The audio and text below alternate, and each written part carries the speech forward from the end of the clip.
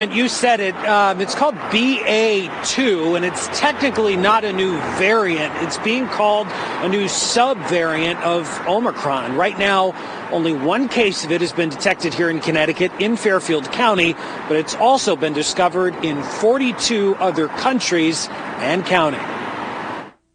The Omicron subvariant known as BA2 was detected in a sample that was genetically sequenced by the Yale School of Medicine on January 8th. It has a number of other mutations that the main Omicron variant doesn't have. 28 unique mutations to be exact. The good news, most of them do not affect the spike protein of the virus, which is what the vaccines latch onto to create antibody immunity.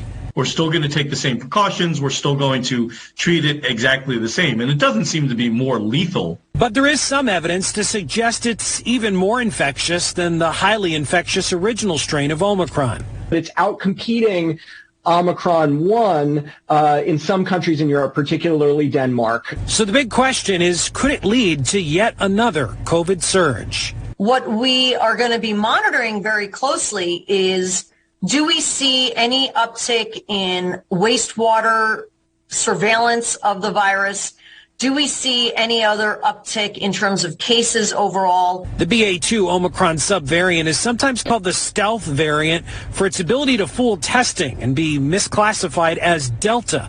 But the scientists at Yale want to make it clear that COVID tests are still effective at picking it up.